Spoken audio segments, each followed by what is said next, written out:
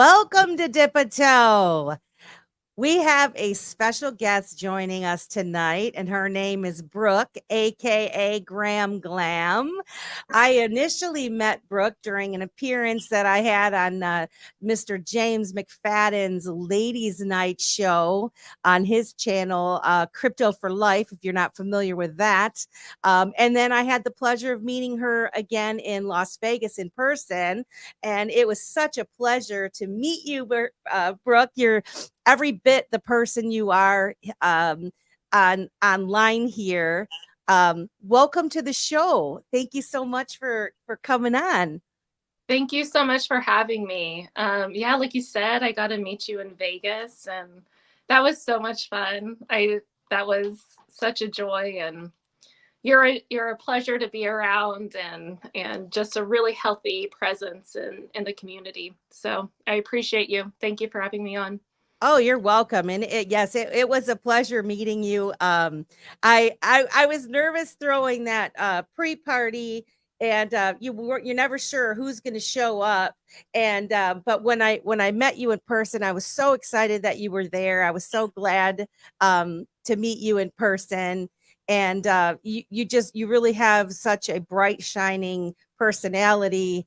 And I can see why you're so popular in this space. And plus your desire to help others is what really draws me to you. So I'm super excited to have you here. And I know Simon is too. He'll be joining us briefly, probably around the 8 o'clock hour. Okay. But please tell the audience a little bit about yourself, and how did you become Graham Glam? I'm so curious about your name, and kind of, who you are, and how you entered into this digital asset space. Yeah, so Graham Glam, it was just a really stupid name on TikTok. It was just my person. Whenever I got TikTok, I just had a name, like did a name. And I wasn't ever planning on becoming like a content creator. I hate the word influencer because that Yeah. just brings to mind so many connotations. Yeah. So content creator, educator, kind of like just a fun side hobby. So I just kind of repurposed that old account and I never changed the name. Ah, So okay. So once I met people in the community, that just kind of became my name. They would call me Graham. Um, and whenever I moved over to X, I changed my name, and then it was actually Echo. He was like, I don't know you. And so I just kept it. I like Because it. So are you a grandma? Or what's behind the gram? That I for Graham. some reason I'm like, she's not old enough to be I'm a grandma, actually. And so I'm like, I No really way. You're think not that's a old enough good. either. I have six babies. No. Six That's babies. I amazing. know. It's And you incredible. look fabulous. Um, Thank you. no, so it was kind of it's my last name plus like just, I don't know. I just literally like had to make up a name and And I like it. I really like it, though. I think it's fitting. It's cool. It's a good name. It's a thank good you. name. So yeah, so kind of my start is I had a friend. It was actually a very good friend of ours, and he's one of the smartest people I know. And so he was saying that he was mining Ethereum. And I'd already heard about Bitcoin. I'd heard about the crypto market, but just kind of, sloughed it off. And so finally, it just keeps coming up. And my history and my obsession, kind of my nerdy obsession, is finance and monetary history, and the role that the monetary system plays around the globe, and how that influences politics and war, how there are cycles within there's a rise and fall of empires, and that often happens around the monetary system. So I said, okay, I know finance, I know money. I can like see if this is a scam or not, because like I said before, I have a motto that I live by, and it's I will not criticize unless I know the other side. And so I I'm like like, it. okay, yeah. So I can like hear something and kind of go like, that's not for me, and leave it be, but I won't be ugly about it. So I was like, okay, before I just call this all a scam, he's a very smart person. I'm going to research this. And so, of course, like I'm researching crypto and I'm finding like all of these pump and dumps, these meme coins. I'm like, this is like Las Vegas, but worse. I Yeah, shouldn't say right. worse. Las Vegas is a fun place, but It you is. can lose money. Um, and I really don't gamble. So, but then I come across a video with Rosie Rios, Hmm. and I knew who Rosie Rios was, um, and she was a former treasurer, and so I found out that she's on the board for this company Ripple, and she's giving an interview, and Ripple, created XRP, and she said, money is changing and XRP, I'm paraphrasing here. Yeah. Money's changing. That was the term. When she said that, I was like, Hmm. I know what you like, you know, the weight that that statement holds, because there's a lot that goes into currency, what money is, why the financial system that we have right now, um, it it it hinges on these frictions of money, and I knew that. So whenever she says it's going to change money, I'm like, what does she mean by that? You know what's interesting that you're saying this, because I too followed Rosie Rios, and what struck me is when she said that she was tasked with creating the new money. Like there was somewhere in there where she said that, that was her other job. Not only having her signature on all the money that's being circulated now, but her other job. And so that really piqued my interest when she said that. And like you say, finding out that she was on the board of Ripple, and train has left the station and all these things, it's like, holy smokes, this is Right. something very significant here. And Very.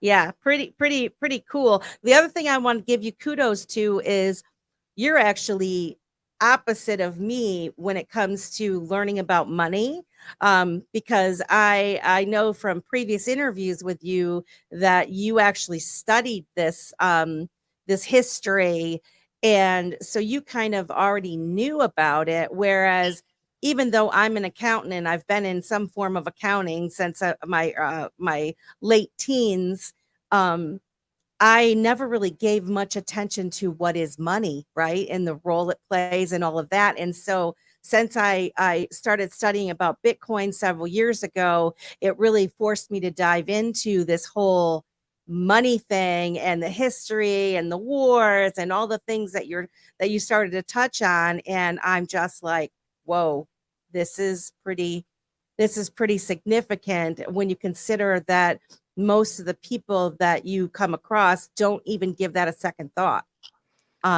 No. So like you said, you said you were in accounting. So Mhm. you account for money and where it Uh-huh. goes. Exactly. And it's you're not too far off from my husband's an accountant, my family's in banking. And it's not, even though you might have people that work in personal finance or financial advisors, and it's stunning how much people who work in money don't don't actually understand You're not thinking about it. You're being money. taught you're being Yeah. taught debits and credits and procedures, policies and procedures and law and theory and those types of things, but you're not really taught what is money, where it came from. You don't even really question it, because we're kind of grown up that way, right? You We don't just and I think it's you by don't question it. design. I think Yes. it's I think there's a phrase I cannot like give direct quote of who said it. Hopefully the audience can look it up, but they said that if the masses knew how the banking system worked, there would be a revolution by like lunchtime the next day or something like that. Yeah. Because it's so sinister. It's so sinister. And there's actually right now a clip going around with a economic advisor to Joe Biden. And they're asking him, so why, like, basically, if you can just print money, then why spend in a deficit? Like, why go in like to debt? And so he's trying to explain. And if the funny part is he, and hopefully I'll try to post that clip. He knows exactly how money is created. What was hard was he was finding he was put on the spot. It was a very good question by the interviewer. Very good question. He was put on the spot, and he was trying to phrase it in a way that it didn't sound like a Ponzi scheme. And I'm like, we know, dude, like the gig's up. You print money out of nothing through the Federal Reserve, and it automatically has debt attached to it. And so all the money, the Treasury actually borrows money from the Fed, and no one knows who owns the Federal Reserve. It is a privately held corporation, and no one is privy to exactly who owns it yet. They are the money cartel for the United States, and then they get to print money out of nothing and get paid interest back based on that money that's printed out of nothing. And so scripture is very clear on this. It talks about how the debtor is always slave to the lender. And so whenever you are running off of a debt-based system, what does that make all of us? Slaves. Debt slaves. Debt slaves. I mean, think about the inflation that we're feeling right now, which is directly related back to the money printing and them devaluing our dollar and printing and spending money on all these wars. And things are getting more expensive. If you go look at Elizabeth Warren's most recent, or I don't know if it's her most recent tweet, but she recently tweeted how grocery store owners are I was curious. Up the prices of groceries, and we're going to. I thought. No, I'm like, to the comments. Yeah, and exactly. I'm reading the comments, and it gave me hope because there's so many of them that was like, literally no one believes this.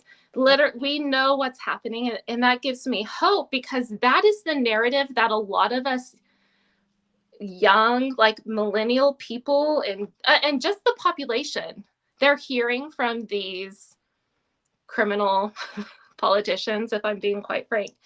And they're lying to you, and they're trying to divide you.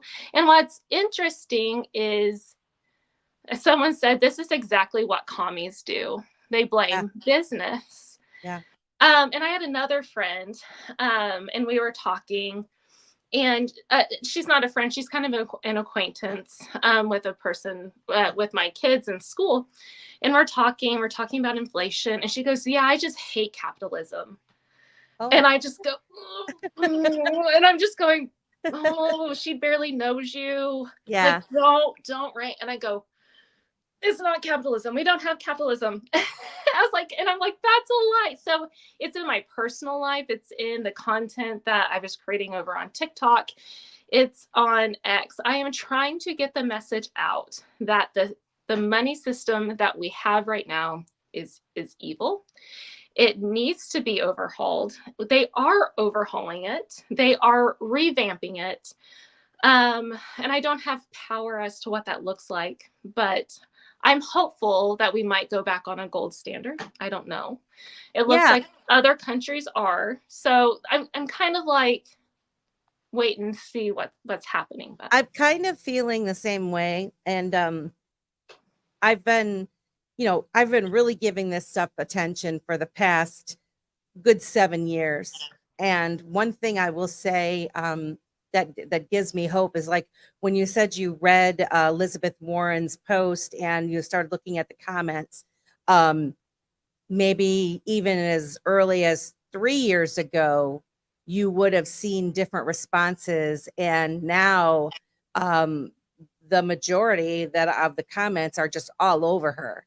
And I feel like a lot of these people have been exposed for exactly who they are by design. I'm in the camp that there's some good things happening in the background and that they are kind of making things as transparent and blatantly obvious as possible for people to kind of open their eyes to the ridiculous BS that's happening right in front of our faces day in and day out. And more people are actually um, seeing it. And that gives me great hope. Um, haven't got to the point yet where my family and friends will actually ask me a question about in fact none of them will watch my show or they if I talk about it at all they just kind of go, well, good for you, and kind of Yeah. gloss Yep. over it. And they don't want to know. And I always say, like, I don't really know whether it's just because it's boring, because it's me, because they think they can't understand it. I think that's a big part of it. um and I just want to tell people, like, you can comprehend this. Just give it a little bit of attention and think about things logically. When it comes to money, I mean, that is like the biggest wake up call you could have, when you realize that the money that's in circulation um, is pretend. It's all debt. I think you said the other day on your interview with Jay, how much did you say was printed in the last, of the money that's in supply? Quite a Yeah, lot. so they printed between the year 2020 and 2022, 40% of the money that's ever been printed in history. 40% of it happened within those 2 years. Yeah, Just to give you a scope of what COVID did. yeah, I shouldn't say that word. What that, sorry. that's all right. Um, what, and now we have all of these wars, right? Oh, I was going to address what you were saying about people not listening, because actually that is another thing that drove me to make content. Whenever I saw XRP and I started unpacking what this technology is, that it solves for all of these frictions of money, because now I'm going like, oh man, through tokenization, that's like the barter system, because now I can tokenize a cow and you can tokenize oranges. And because they're tokenized and we have this mutual like currency, it's interoperable. I can figure out what it takes to transact between cows and oranges. That's Yep. huge. So like that solves the barter system. Now that gold can be tokenized, and we have Glint Pay, and we have all of these other like tech companies that are coming in. Now gold can actually be a means of currency, or gold is technically money. I'll Yes. get my terms right. The only, Gold is the only money. real money, Everything right? else is currency. So gold and silver, I should say. So I was going crazy because I felt like I had found the biggest thing. And I'm a stay-at-home mom. I have a farm. Like that's what I do. I run a homestead. I have cows, goats, sheep. We have turkeys right now, and ducks and dogs and cats. Like That's awesome. and I have a bachelor's degree in business and a minor in international relations. But outside of that, it's kind of like, who would really take me all that seriously? And I'm going to like the bankers in my family and the financial people in my family and the lawyers. And I'm pretty much begging them, like, will you just look? Because Just look I'm at it. needing some other eyes in this. you know, other brains. And then there's also this side that this touches software and technology, and that's not my forte. Mhm. And so I'm like trying to go out to my network, the people, and they're just not willing to listen. They do the same thing. They shut their ears off because they hear crypto. And of course, Yep. there's all this preconceived idea about what crypto is. I understand. They're gonna be kicking themselves in the butt later for sure. I mean, when you think about it, because I mean, one thing from going to XRP Las Vegas that struck me is these are not moon boys, people that went to this XRP Las Vegas. These are educated, intelligent folks that are very serious, very well versed on what's happening in the world, and know that the monetary system is changing, and they know a lot about what's going on in the world, and how like you brought up the bricks, and you know the level playing field that's coming, and people that are your bankers, and people that have positions at these banks, um, maybe they even have a higher up position, but they're not all the way up there. So whatever their bank's doing behind the scenes, they're not going to know until it's their turn to know, right? And Right. so I tell my kids, like in every all these industries, is like, if you start learning about this stuff now, you're gonna be invaluable, because you're gonna be ahead of your peers within that industry, whatever industry you're working in right now. Look at what what crypto or digital asset is working on your piece of the pie, and study it up, and you're going to be invaluable to your company, you know now. Yeah. But Yeah. they don't want to do it. No, and it takes some brain power. It takes, but for me, this is so much fun, and I geek out about it. Everyone else, they're just like, oh, running the opposite way. I'm like, some of the people, Rico, he's like, I'm like the Jehovah Witness of crypto. Like, we're like telling everyone around us, and that's true. That's true. Every time I'm around like Echo and Rico, because we meet up. It's either if it's in Las Vegas or LA, and we're sharing an Uber somewhere, and we're telling our Uber driver, like, check this out. Like, like how we are trying to convey our content is the same way that we are in real life, because we're trying to say, like, this is huge. And if you can get out in front of what's coming, like, because there are some very real and, to be quite honest, scary things that happen around these shifts. Yes. And it's very unfortunate. Right now, I'm really thankful that I don't have children that are fighting age, that type of thing. But also, this is one of the best times. If you're on the opposite side of that trade, this is the opportunity to really have a chance.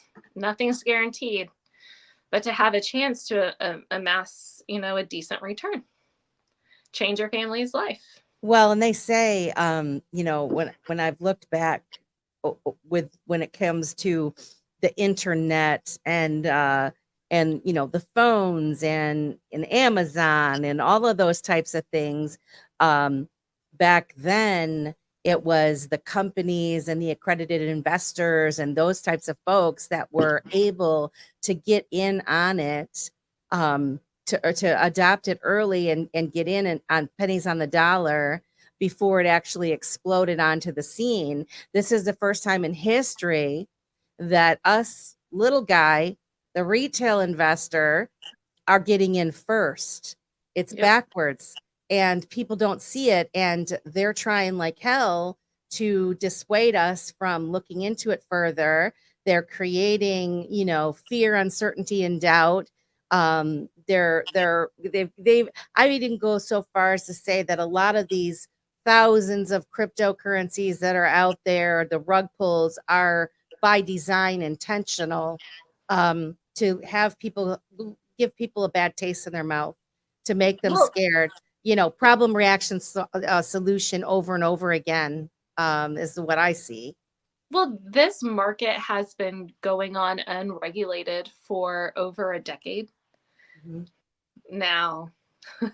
You can't tell me that our government's slow, but not whenever they can milk out some money from you. So the fact that this has gone on like it has, there's no doubt in my mind that they've allowed to prop up, or they're allowing this market to be propped up on all this other narrative of meme coins and these NFTs that are monkey art Yeah. that you spent, that's what an NFT is. This is what crypto is.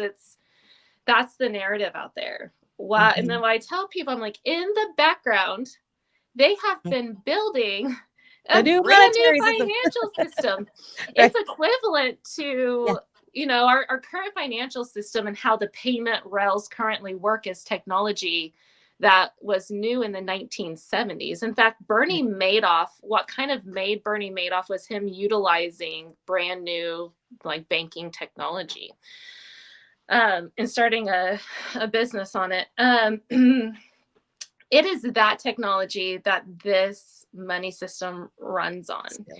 It's old, it's antiquated. Plus, we have the friction of money up there. So it's like as if the traffic in LA, there's a huge traffic problem in LA, and there's all this congestion and backups and accidents that happen, and slow ETA times. And it's as if the like tunnels were built underneath the city with a direct line to anywhere you want to go. And overnight, they Boom. flipped Problem on solved. that. Right. And so now you have, all of a sudden, you can get anywhere you need to go fast, without all this friction through these tunnels. That's kind of equivalent what our government, I think, has been doing. Mm-hmm. Um, Worldwide. I mean, not just the United no, States. It's everywhere. And they're building it to interoperate with each other. mhm. They've been working on, the global set of standards, all of those things. People just don't realize it. And I think if they gave that just a little tiny bit of attention to these uber boring things, right? If they just gave us a little tiny bit of attention, they'd say, holy smokes, XRP is 50 cents. You know, Yeah. some of these other assets are 10 cents. I mean, when you really start doing your research on what these assets can do, what they're being built to do, it's incredible. And you want to tell everybody, but they just don't want to listen. So what can we do? I mean, other than we create our channel. I mean, we've got, Simon and I have this Dipito Let's Talk Crypto, trying to make it fun and for people to kind of come in, and not be, some of the channels are very advanced in what they Mhm. talk about, and it kind of goes over people's heads. And so we tried to create this channel where, people can dip a toe a little bit. People could come on and share their experiences and try to help inspire people to start looking into this a little bit. And then once they do get into it, how do they do it? That sort of thing. And then you, with the knowledge that you have, and getting yourself out there and explaining it to, women in general. I think it's wonderful to see women in this space as strong as they are. I mean, there's some really smart ladies, and I'm just so proud of all of them, you included, for putting yourself out there. I mean, this is not easy. You're a full-time mom, you have a farm, you have children, I'm sure, or maybe, I don't know. Yeah. And Yeah. I have a full-time job, and it's a lot to try to do this. And so we don't do this lightly. We're doing this out of love and really wanting to help change someone's life just by getting them to listen to something. And so my hat goes off to you for sticking to it and doing it and getting yourself out there. So I think it's wonderful. Thank you. And it stinks because I'm trying to get my TikTok channel back. But so if people do find me on TikTok, it's not me. But I need to go steal some videos off of the stolen ones of me so I can like have some of my work.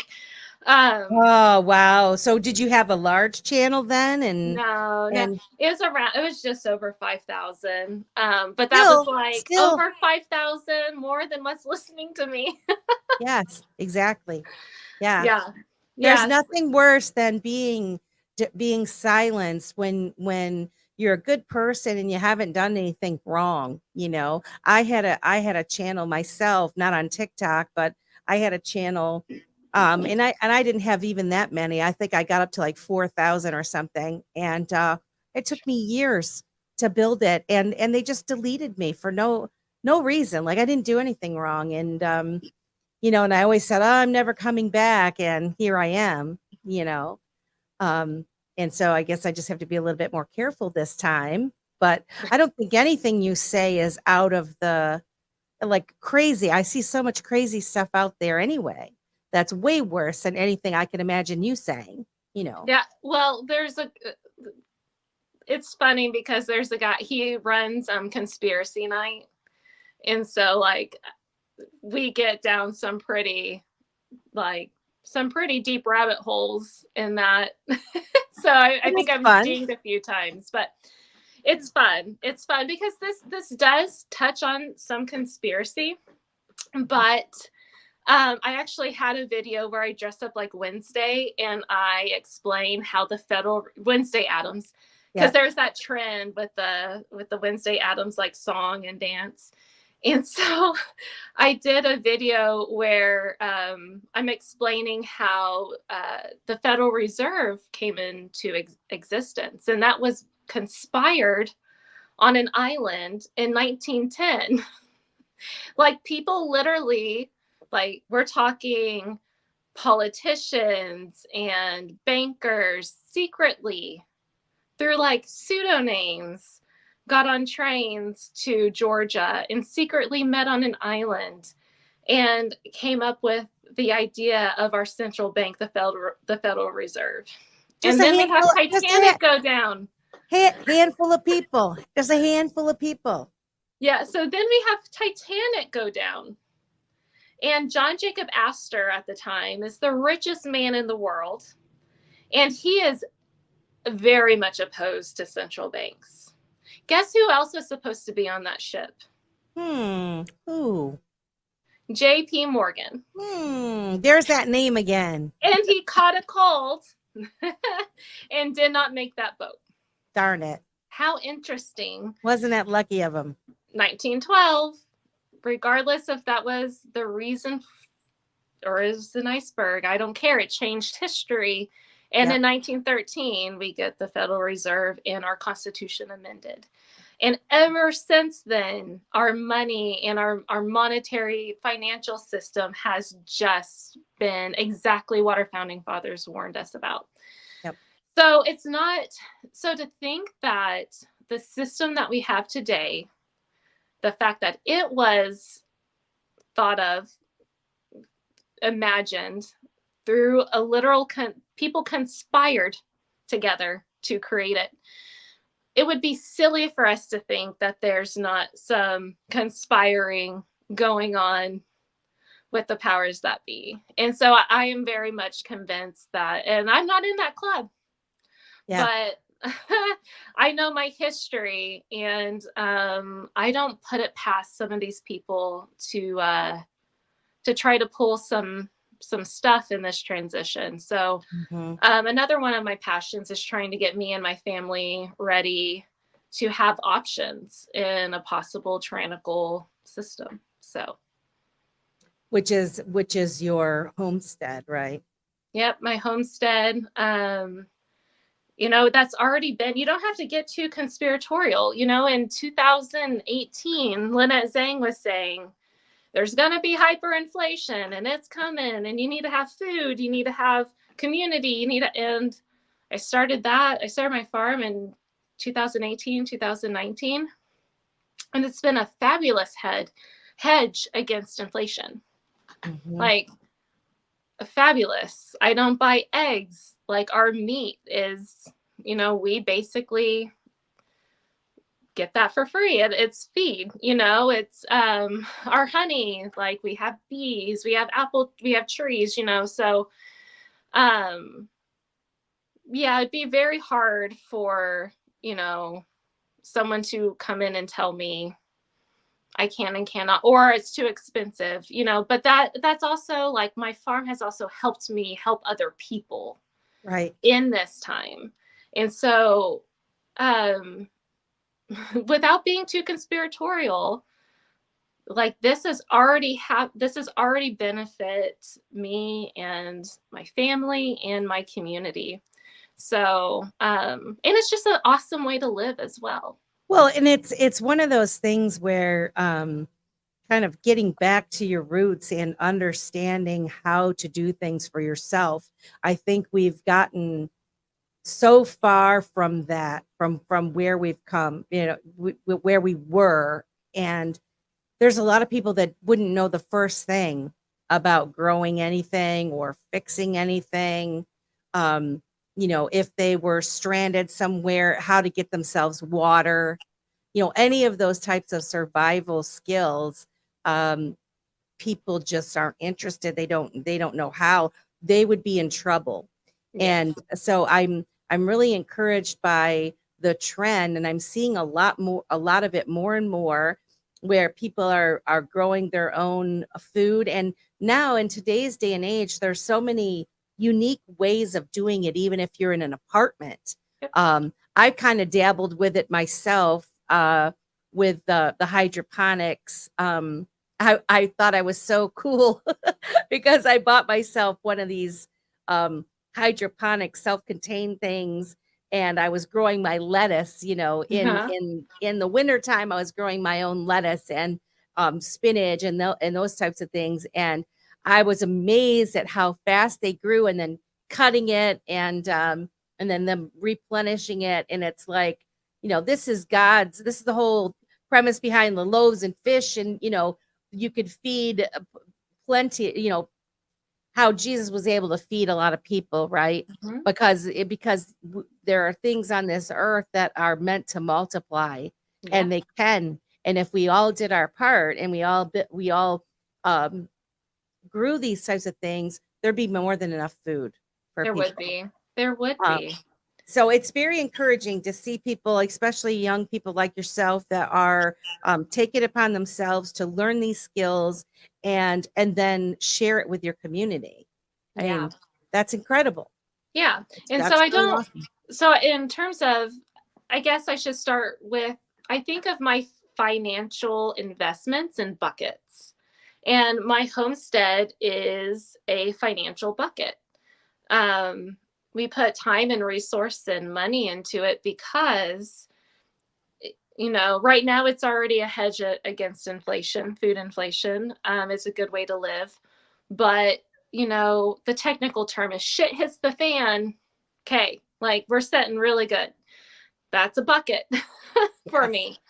Then Yeah. I have another bucket, which is like your stereotypical contribute to our 401k to match, get the, you know, put it into, we do all of that, right? So that's like the world goes on as it should, and we're doing everything that a typical what your financial person would Would just tell you to do. yawn tell you to do.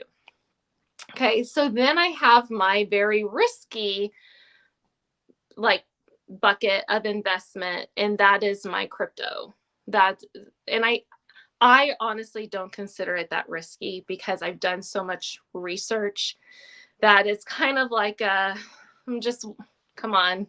I'm getting my moon suit ready.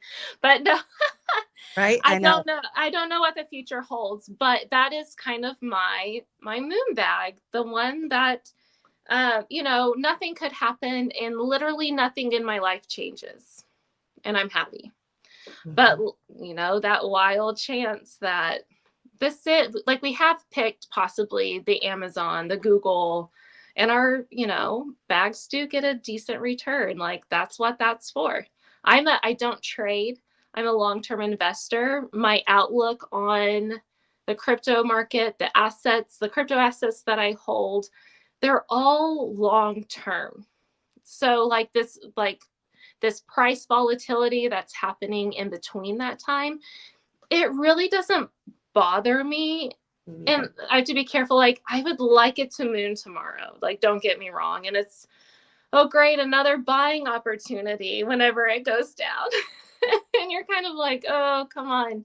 I'm ready to drink Mai Tais by the beach, you know? Right.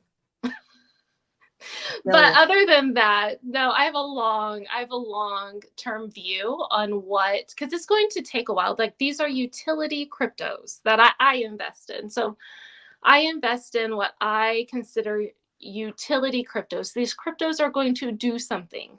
They're tokenizing real world assets. They're,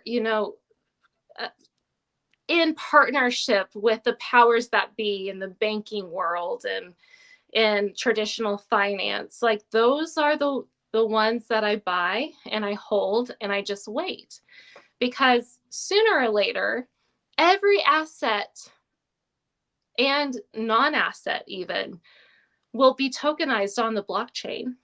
And we're going to talk about Metcalfs law. And so the Metcalfs law, do we want to dive into that? Yeah, sure. Yeah. What exactly? So I have heard you talk about Metcalfs law, and I was wondering if you can kind of explain what that means, and then where you think that's going to take us in this digital asset space. One thing I did want to say is thank you to the 14 people that are watching us live. If you would please share this space out, we would appreciate it, and get some more people in here. Usually about 8 o'clock, we start getting the dinner crowd in. But yeah, tell us about Metcalfs law. What is that, and how do you see it playing out in this digital asset space?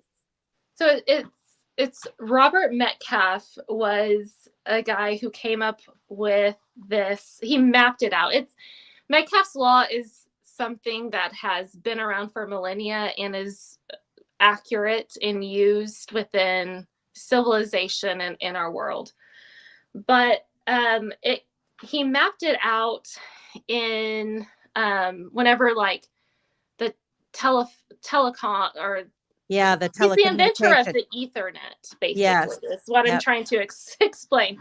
Yeah. So whenever you used to have an ether cord, and you would plug it in, and what that ether cord gave you, like, for those of us who remember an ether cord, you would plug it in, and what that gave you access to were networks.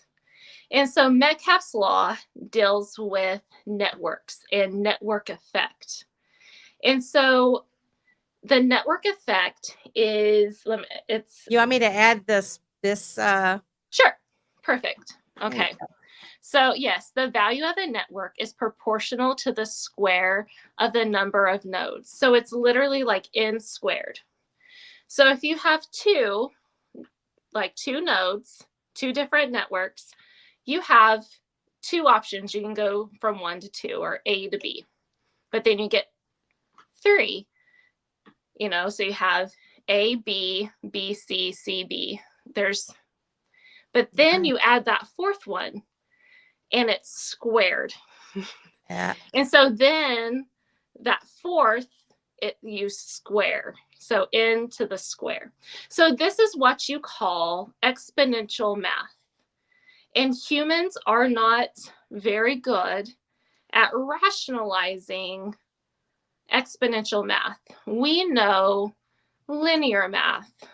Yeah. But it's kind of, if you go back to the I think it's like an old, like, Asian parable where you put the rice on the first square of a board, and then you double it each time. Yep. And then by the time you're done with that checkerboard, you're knee deep in rice across. You got a lot of rice. Of India. Yes. Yes. So whenever I layer Metcalf's law on top of this payment network that's being built, that math is exponential. So it's saying that the value of a network is proportional to the number of nodes that are in that network. Mhm. So let's just take it with XRP, all right? So you have XRP, and there's only so many XRP that are ever going to be created, correct? Yep. And every time you use XRP, a certain number of it is burned. Burned. That's deflationary. Yep. So let's consider these different projects that are built on XRP. So we have the Reaper project. They're building their protocol and system, and they're doing it on the XRPL and using XRP. You have this other project over here, or you have a CBDC, a country that's tokenizing their real estate, and they're doing their CBDC on it. And you have XRP this Cafe, right? Yeah, yeah.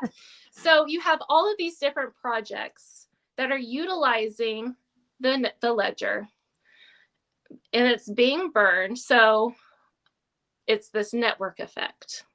Okay.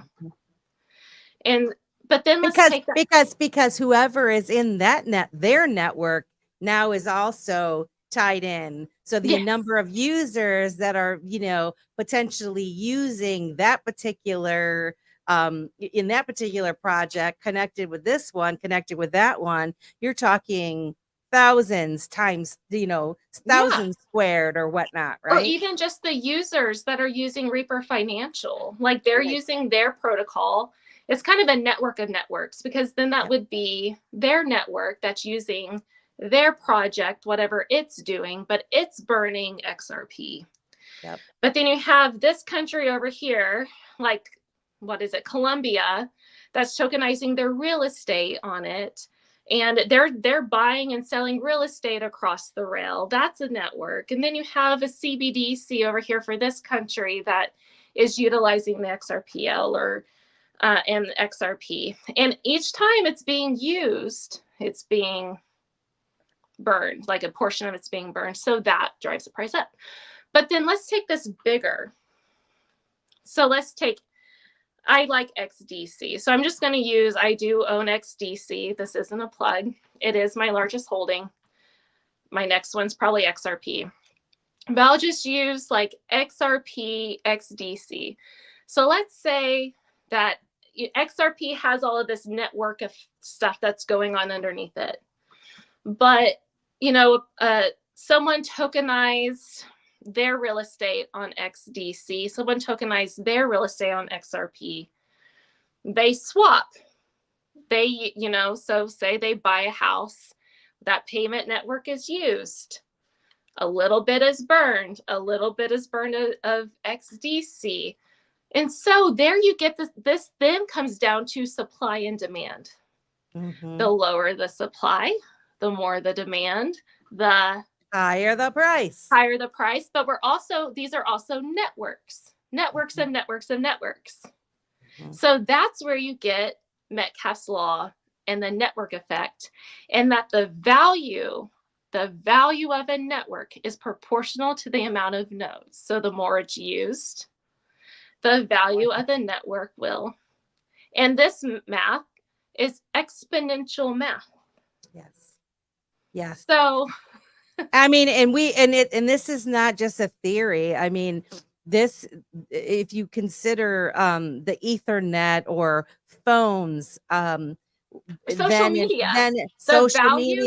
I mean, think about the value of your social. So social media is also Metcalfs law. So this can extrapolate to many different things.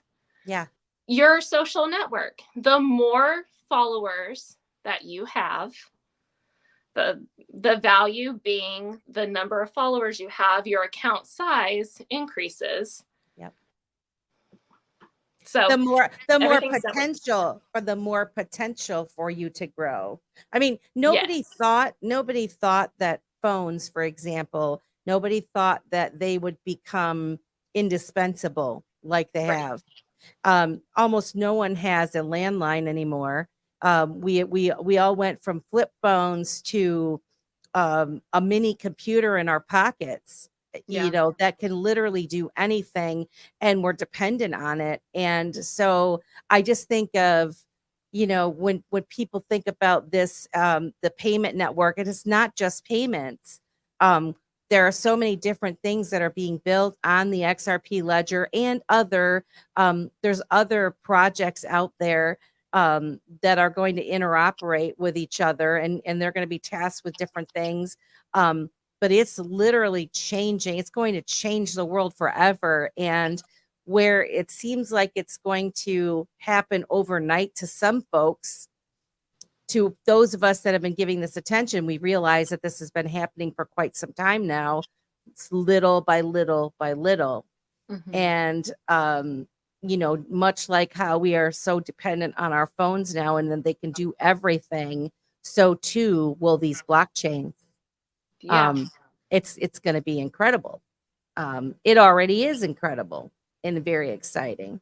It already is, but the future outlook on what this means, because then, so we have what's being coined, or I hate this name, not a good job, Bank of International Settlements, but the Finternet. Oh yeah. Yeah. That's what's being, Yeah. because it's, so the internet is a network of networks. That's what you're really tapping into whenever you tap into the internet. Whenever you're going into YouTube, you're tapping into a network of, videos, but then that network's narrowed down into a topic that you like, or into a segment that you like. All of these networks.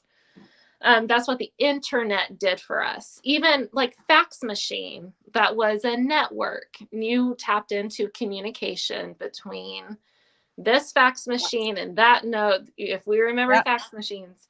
So now we're moving to the network of value. Money is changing. So value will even, like what is valuable will even change through this, because, and this isn't my theory anymore. I used to get made fun of by saying this. Brand new avenues of creating income and passive income, and they're going to be created from this, because now you can fractionalize real estate. You can, I use an example. I made a video explaining like this is just possible. Like, say I use Shania Twain because I'm a Shania Twain fan. Say Shania Twain is releasing a brand new song, and let's say that she wants to sell her ticket as an NFT. Well, built into this NFT ticket is like a royalty right for me. And I get to the concert and she releases this brand new song. And because I hold this ticket, she says, now, everyone, I'm releasing a brand new song, but you have ownership of 1% of whatever this song like makes. So then I now have an incentive to make sure my favorite artist's song becomes popular. Oh man. Yeah. Growing her network, but also I get royalties. So like there's and in a decentralized manner too. No more of these guys controlling these artists, right? Because it used to be back in the day, whether you're an actor or a singer or a writer or whatever, there was a select few that controlled everything that we see and hear, and but this, what you're talking about, that's a whole nother ball game, because it takes out the middleman. So it takes out that manager. And now what the artist can do is that this is how they can fund their art. By creating like this royalty system that their fans are included in. I mean, how cool would that be? To, own a portion of my favorite artist's song. Get paid royalties off of it. And you're doing the work to get them out there. And when I say it's a decentralized, because everybody that bought into that, it's to their benefit to try and push that favorite song out there. And I would actually think that you're going to get a more of an organic, more diversified palette of music or movies or art or whatever, It's because this network. it's not these 5 people or however many, you know. And so that's extremely exciting if people would just stop and think about it, like, holy smokes, this is incredible what you're saying. Yeah. So as an opportunity for, I'm not a music artist. I sing, but I'm not a music artist. But if you are a music artist, go see what it's like to put ownership of your song that you just created on an NFT. And, Mm, just because what you're creating is networks. yeah. Yeah. And the more, Love it. yeah. And so then the blockchain can keep track of, each sale, each time this song is sold and transacted on. And in real time, you can get that payment. So you could be earning. And this is the thing that I was like, this is so cool. Like, this gives me so much hope for the future. And like we mentioned, there's a job that was taken out of there, the managers. There's going to be a lot of middlemen jobs that are destroyed once all of this is built. But there's all of this other opportunity. And it's based, if you're using like this network principle, this network idea, it's based off of things that you're interested in that you can start getting money from because of royalty. So I can be a 16-year-old kid right now that just happens to know about NFTs, and maybe artists start making their songs in NFT, and while everyone else is going, NFTs are a scam. Yeah. You're buying up all of these cheap like artist songs through NFTs. A few of those like get a hit record deal, and you're getting, a royalty based off of, like, that's the type of future that I'm looking at. At minimum, even if it paid for you to buy your music or buy whatever, like even if you weren't making bank off of it, right? But it was sustaining you buying more music or whatever. It's paying for itself, so to speak. Yeah. It's incredibly encouraging. The other thing is with the whole ISO 2022 standardization, I've often said that people don't realize, because they're creating it to where you could put so much more information within the payment rail there. Jobs like mine are going to be they're going to be eaten up, right? Because so if you can do a payment and the information already has places in it where you can put where it goes, say you like, say somebody just works in accounts receivable or whatever. Mhm. When the payment comes in, if it already has the data in there where it needs to go, boom, it's going to post automatically. Yeah, there's whole departments that do Are going to coding be for wiped out. payments. Yeah. Yes. Or I mean, even like Mhm. like doctors coding. There's so many things that people completely underestimate what that means and how significant it is, and the fact that it's going to be a global standard. Yeah. Well, my That is a husband's an very big deal. accountant. My husband's an accountant, and I'm like, your job's gone. Right. And so, there's that also, like, I know what this means. Mhm. I'm not going to come out unscathed from the possible like consequences from a technological revolution. So that's part of the fire that's underneath my hiney Right. is I like our standard of living. I like to keep that, Let's keep Simon just popped in. Hi, Simon. You're on mute. You're on the mute. Let me try it There again. you are. Hey, Brooke, what's good? Hi, Melissa. How are you? I'm fantastic. I'm good. Perfect. Hey, so I have a question for you, Brooke, right off the bat. Yeah. In regards to running into the problem that most of us fellow cryptopians have, right? When we try to show people the light, or rather what we see in the space. Rumor has it you have a homestead, correct? Yes. Okay. Do you happen to sell any of your extra items within your community? So my kids have before, like they would go around in spring and summer Mm-hmm. with eggs, Uh-huh. and they would have like this little farm fresh egg sign. Perfect. And so yeah, we really don't sell it that much, but we kind of wanted to teach them some entrepreneur things, and so we sell some Perfect. eggs. Yeah.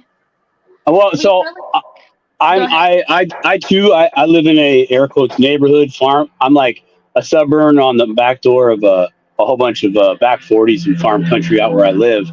And there's always fresh eggs, fresh eggs, fresh eggs, And so I was just thinking, I'm like, if you want to get people talking about digital assets and or cryptocurrencies, instead of it's $5 a dozen, it's $3 if you pay me in crypto. Yeah. Straight up, right? How about 250? I'll go 250 at 50% off right here, right now, if you pay me in crypto. Well, how do I do that? Give me your phone, I'll show you. Yeah, Yeah. that's always the gateway thing for me. It's like, I'll give you the best deal of a lifetime. You just have to pay me this way. Yeah, once we start accepting payment and things, right? People are like, Yeah. why are you valuing this like that? Yeah. Yeah, I know they're kind of blown away, and also you guys are talking about, again on that topic, how challenging it is, and I'm sure Brooke, you know who Alan Staple is, right? Yeah, you were there at the event. I met Yeah, Alan. so Alan's told me a number of different times that you can lead a horse to water, but you can't make him drink. And that is probably the hardest part of seeing so far down the road and what's coming. And we see so many great things, and we're constantly making connections. I love that you brought up the network effect, the value of network, because that's where the real value is, in my opinion. I'm very much on board with that. And if they could just grasp onto that, there might be a glimmer of hope for everybody. Aside from I'm going to call it brainwashing, because I was taught to do one thing and just to keep my head down and keep doing that thing. But that's really not the way. At least I should have been doing things, in my opinion. So yeah, no, that's cool. I would sell those eggs for cryptos. Go do it. Tell the kids, if you do XRP, I'll give you 75% off. XDC, I'll give you 90% off the eggs. Just pay me in crypto. Pay me in crypto. And it's funny because people are like, they'll be like, "Oh, honey, I hope you're not involved in that." Oh, I'm like, I am. Yeah. What's funny is, like, I also gold, and I touch in the prepper community. It's so, we get so siloed, I think, as humans. And sure. We talk a lot about the frustration of trying to explain to those in our life, and forever I felt so gaslighted, and I would get really sad, and I'm like, it really took a mental toll on me. And one of my best friends pointed something out to me that's helped me so much. And she said, and we're made fun of it too. But this is just if you're one of these people, like, you're kind of lame. Okay, she explained this. She said, Brooke, she goes, "You're a visionary.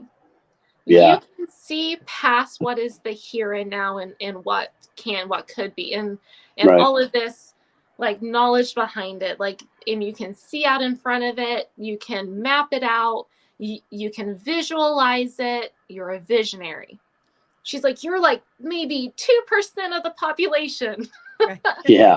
And what's funny is this came at a time where my entire life was crumbling. Like, my network system was absolutely crumbling. I was going through a faith crisis. I was going through but my network, like, I was a Bible school teacher. I was, I was doing all of these things with what I thought was my village. And then we had a split, and that involved some of my family. And so, like, this was like, I was out on my own. Yep. Without kind of feeling very without my village. Plus, I'm coming upon this amazing information. Right. And I'm just like, this is the biggest thing ever. And the people who are in my network, I'm going, just look at it. They're not taking me seriously. They're not listening. Right. But I'm realizing that that's a lot of, not only are a lot of the population not visionaries, a lot of the people I surround myself with are very just like here, like right in front of my nose thinkers. Like if it doesn't exist, it doesn't exist. We're talking normalcy bias. We're talking like one change to the people like that I'm close to and love very dearly. Mm-hmm. Change scares them to death. Yep. And they get uncomfortable. And I'm different. I've always been kind of the black sheep, I guess is what I'm saying. Mm-hmm. And so they put themselves in a box, Brooke, right? That's a comfortable. A lot of people like to put themselves in their own comfortable box, and they don't want to venture outside of it at all. Yes. It's just that's their safe space, and that's where they want to stay. And it's safe. A lot of the things that I talk about are scary. So the people that are like wanting nothing to change and like the way the world is right now is how it's always going to be, or they live in this like stage of nostalgia, like why can it have been this way and everything's going to pot. And I'm just like, oh, well, like fly by the seat of your pants, change, whatever.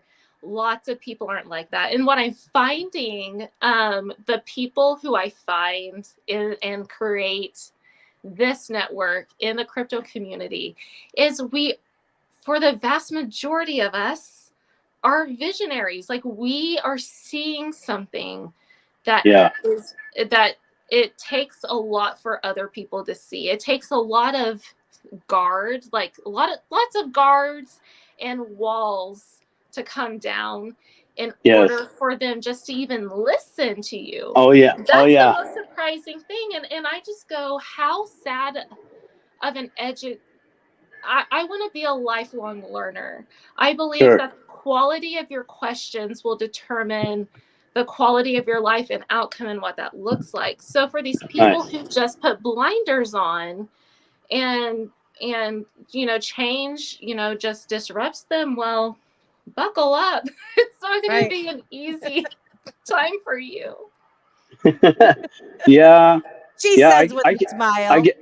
But it's true. It's kind of like I've run into a lot of people in construction, right? Some people they're on different paths of their own journey, and some have kind of in their own way fought the good fight on whatever topic that they were into, and they got beat down, and they've done it a number of times and like, forget it. I just have to keep going, forward, and for those people specifically, because they at least have vocalized that they have taken a stand on something for the betterment of them or what they believed in, or, they saw something and said, hey, I want to go that way, or, hey, I'm not going that way. Right. And it's with those people that I find it's a little bit easier to relate their old situation that they were in to get them back around. Like, look, this part right here, you were right. We didn't have what we have now. You don't know what we have now. I know what we have now. And this is a way out of where you're currently at. It's not the ultimate way out. I can't say that because your life's going to be different than mine. But for me, it's the way out. Otherwise, look around. You got another 30 years where you're at, and you might not like the people that you're around, and vice versa. And it's like we've kind of been sold this bag of work hard, and you'll reap the rewards later. And there needs to be more attention to that. It's like, if you work hard, you will be rewarded later, but you must continue to elevate what you're working on. Okay, so an example of that would be like in most construction, any construction, there's an apprenticeship. You got to go. Somebody taught you something for X amount of years. Okay, you're learning. Now you're teaching. Guess what? You've upped your work. That's why you're getting paid more. But you have to find different ways to do that within your life, to take that chance to do things on your own and go learn. And to the point of change, you're right. People don't like to change, but you have to identify their pain point. And for me, I'm really good at that. I'm a poke the bear kind of bully. Like, look, do you want to win? Yes or no? I just want a straight up answer. If you don't want to win, look around your life. That's why I used to be that way. I looked around. I didn't like what I see. No one was going to save me. I had to take the steps myself. You know, if you want a coming to Jesus moment, guess what? You have to kind of walk to Jesus at least one step so you can have your coming to Jesus moment. Yeah. Yeah. It's And I absolutely think crazy. whenever people, and I think people are, of course, they're watching us. I've been at this Yes. for 2 years. The first, like, a really exciting thing happened to me. Like, finally, people are kind of like asking questions. You said no Yeah. in my earlier, Melissa, you said no in my life has really been asking questions and stuff. This week, I had my kindergarten teacher from back when I was in kindergarten, her husband was like, I posted something on Facebook because I'm putting out these little Easter eggs on my Facebook, right? Yep. And he messages me. He's like, and he's in the financial field. He's ran a very successful businessman. And he messages me. He's like, okay, will you I kind of want to know like what you're talking about. Like, and so I hopped on That's a phone awesome. call with him and I like was like, okay, I'm gonna take you down. Like, I swear I'm getting somewhere. So like I start with the Federal Reserve and I like taught him that and how that, and I was like, but now another one of these times it's coming and it's being built on this technology, and what I'm investing in or what I believe is going to be these new payment rails and it I mean, I took him through the Federal Reserve to 1933, Bretton Woods gold, or to Bretton Woods to 1971 gold standard. I mean, I took them through the whole, like, the petrodollar is going to be like, it's getting undermined now because the BRICS and the BRICS system is creating this digital system and everything's changing, right? And he's just like, oh, okay. He goes, so all of that you just told me, I'm going to get a group of guys together. I want you to like present this to them. That's awesome. And I was like, That's so cool. That's so cool. Hey, ladies, I do got to go. Keep the conversation going, Brooke. Wonderful for you to stop by. Melissa, I got much love for you both. Y'all be Love good. Keep it you. going. thank you. Bye, Have a Simon. great Nice day. meeting you in Bye-bye. Vegas. Bye. Yes, it was. Take care. Bye-bye. Bye. I Oh, well, love that was that. fun. Yeah, that Yes. was great. Yeah. That's So awesome. I get to have, and it's like, and we live in the same city, even though I grew up in like a different state and town, which is really weird. But I get to like present this now to, people within like physical touch to me. And of course, this is all my theory. Like, this is not financial advice. I'm going to say that right now. This is just my research, what I'm investing in. And I kind of want to act, I guess, as like a shortcut for people who kind of like don't really understand the monetary system and the global financial system, the old rails, the change that's actually happening. Yeah. So I'm excited about that. That's So people super are exciting. watching, they're listening. You have to put little drops. I right? do little tinies. I mean, on my Facebook, I mean, really there for a while, I used to put all my information on there in terms of like family, sharing the photos and stuff. And then at one point I just deleted my whole Facebook once I realized, going down the rabbit hole, and Facebook's created by DARPA and all this kind of stuff. I deleted my whole entire Facebook. And then I was like, well, that might have been a mistake. Because I mean, all of the friends and family and past coworkers and all, my whole life was on Facebook. And then when I decided to create a channel, and I created my Facebook back, and of course I got my family and stuff there, but I don't post too much about my private life anymore on there, even though people know, like, I mean, I used to share my kids' photos and, my grandkids and all that. And I don't really want to do that anymore.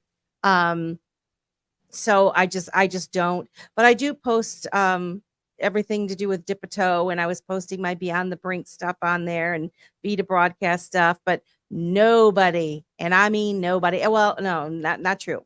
My brother and my sister, the only two that will like or share anything that I post on Facebook.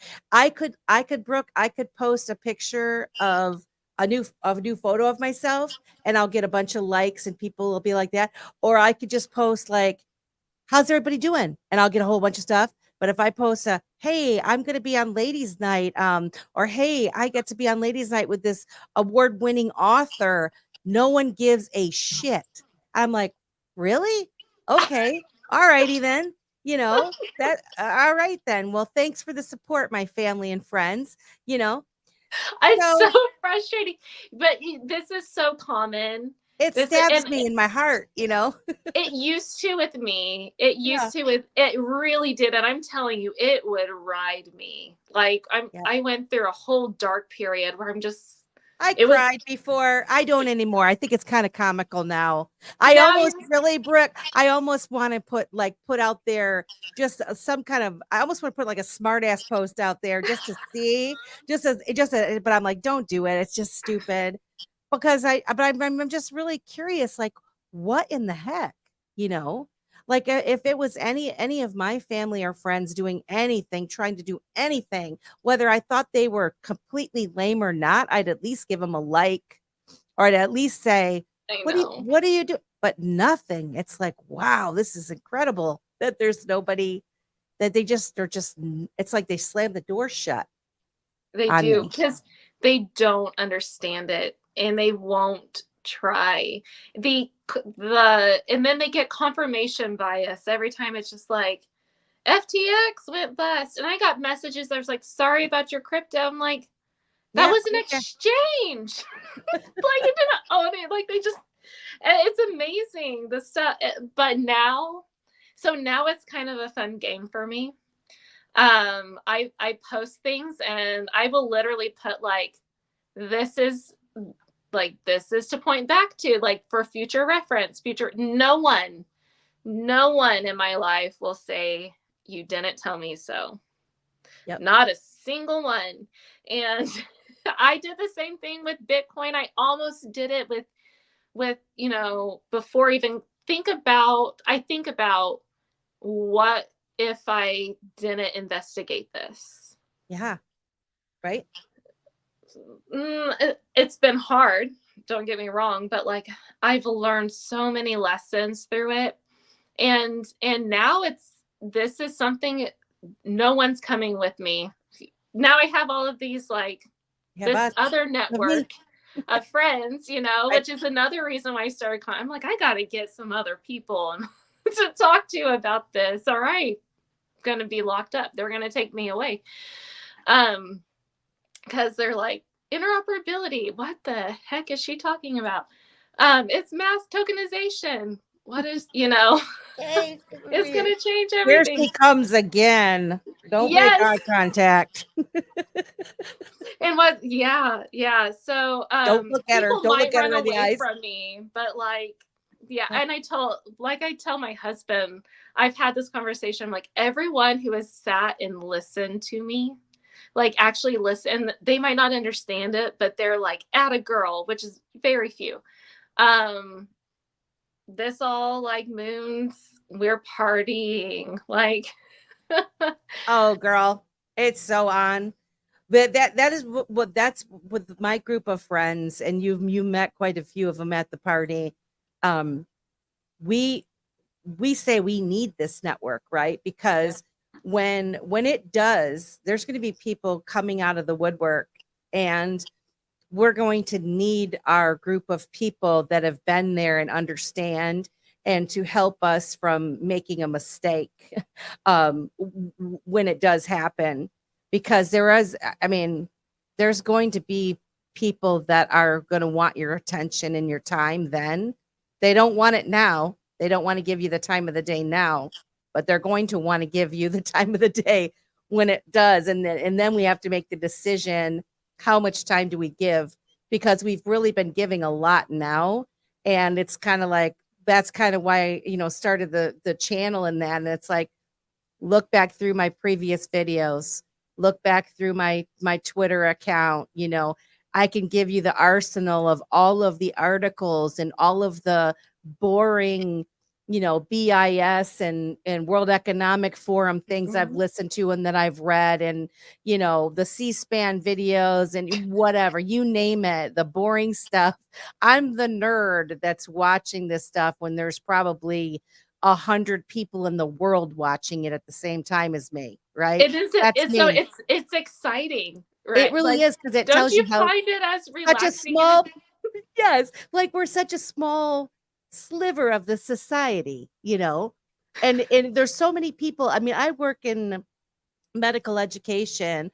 There's super smart people all around me, right? And there's one person that actually gets it in my day to day. And that was the person that initially bought me my first Bitcoin, and I'll be forever grateful to him. A shout out to Ted.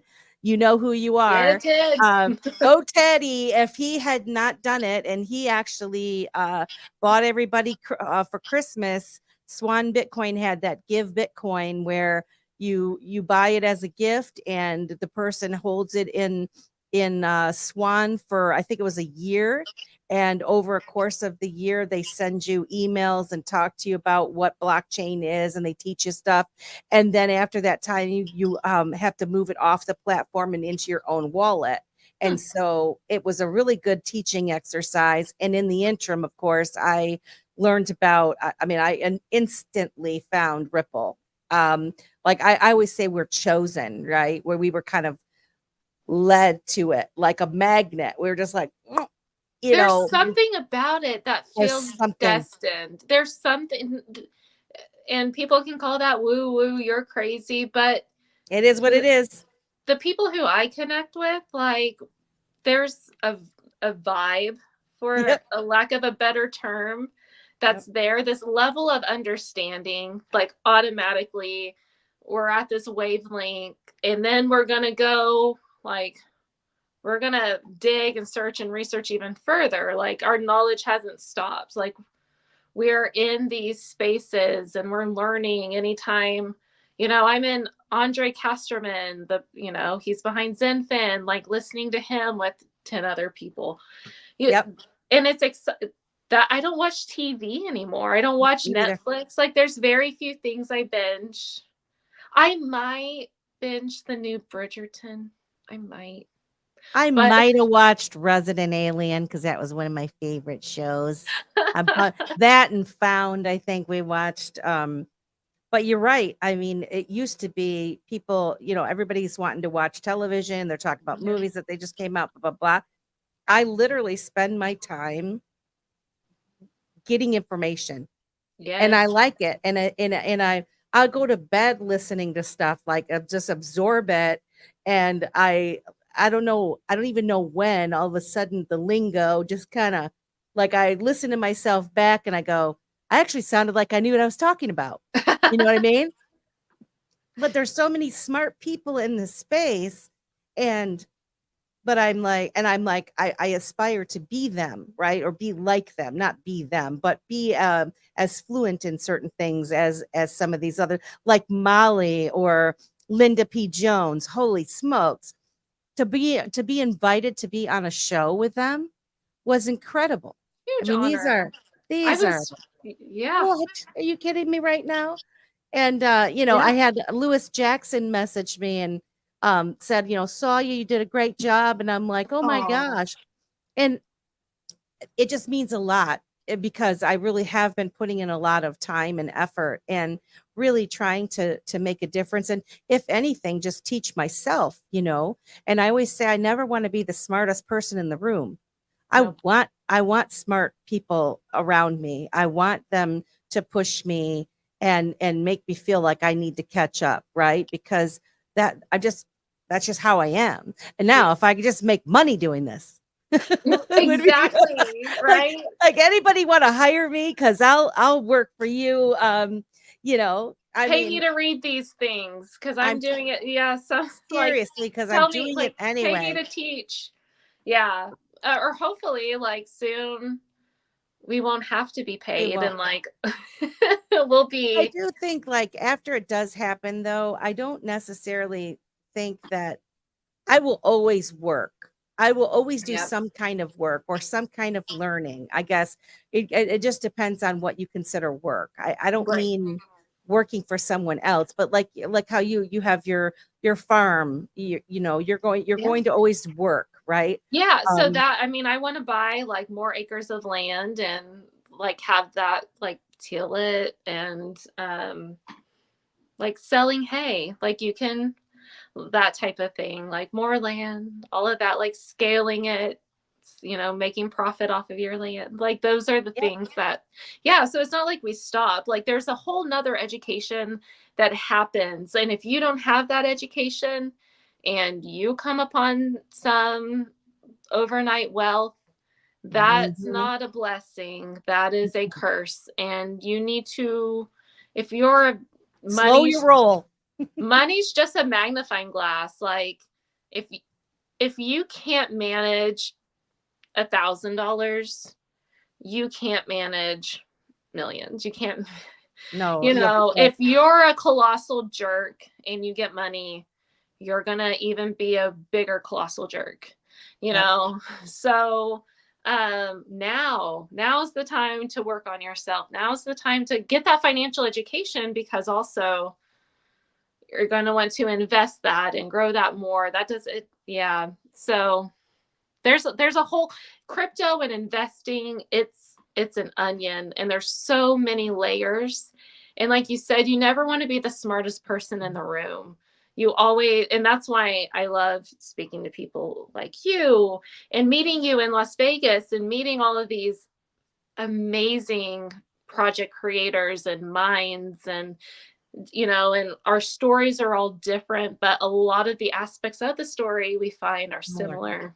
It is pretty interesting. Yeah, we are similar. Very.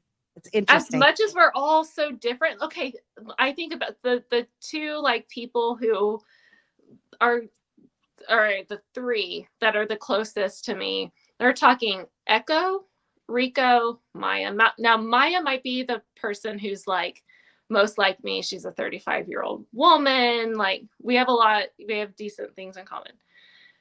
Echo's an Asian man from Kentucky. Right.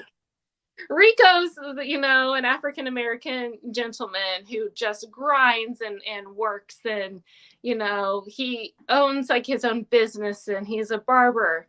And me. And those people are some of my best friends now. How did you meet them? Did you know them before? Bring us together. What? Did you know them before or did you just meet them in this space? I met them in the space. Yeah. Isn't that incredible? And so we would just, we just connected and we would be researching together and just created that, because that relationship comes so naturally because we already understand the lingo. We don't have to just, once you find somebody else that knows what you're talking about, it just makes it incredible, right? Because you get excited because they use a term that you used and you're like, oh my gosh, you know what I mean. And then they can offer some context at something that you're thinking. And it just, it easily makes you BFFs. And it looks so weird. It looks so like I'm all dressed up for the party bus and stuff. And Echo and we're having dinner And like, I'm like, oh man, people probably think this is one of my best friends. He's like my brother, you know? But, and this, it's also like, there's nothing else that would really like connect us except for this. So it's a networking community all of its own. Yep. And some of the best times that we've had and the worst times that we've had together. And it's been fun. Yeah. So awesome. So yeah, Money Paradise says, yeah, I want a crypto job. As Simon says, cold storage wallet giveaway. Oh yeah, we have to think of a way. Simon and I, while we were at XRP Las Vegas, we bought a ballet wallets, and we got a free gold storage wallet. That we need to figure out a way to create some kind of a little contest for our viewers to win it, which would be super fun. So we're coming up. I didn't actually ask you at the beginning, like, how long of time do you have? I don't know how long. Yeah. Okay. I'm like figuring you've got kids, you probably have to go. They're soon. gone. I Okay. Sent them out the door. So. So I wondered if you, so since you've been in this for a couple of years now, do you have any advice for any newbies that are coming into the space? New to crypto or content creation? New to crypto. And do you have any favorite places that you buy your assets from, or a favorite way to hold it? Do you have any recommendations at all? I can just say I'm pretty simple. So I buy a lot of my crypto on Uphold. I'm not sponsored by them at all. And I hold it on cold storage, and I sit back and I wait. Yep. I can't say that that's everyone, like what everyone should do. I don't really even, this is like, I need to be better at taking profit. Possibly, but also I'm just also looking, I just have long-term bags right now, and my strategy is really simple. My suggestion, or my advice would be research. Be very, very careful who you're listening to, even myself. What I would do when I would listen to people is I would jot down something I want to understand, or something that seemed weird or odd to me, and I would go check it. Just because someone says, oh, that's never going to happen, and do your own research, be convinced of it on your own. Or if someone says, this is going to moon, this is going to make you rich overnight, you might not want to listen to them. You might not want to, or just like say next, or go to see, like, prove them wrong. Do your own research.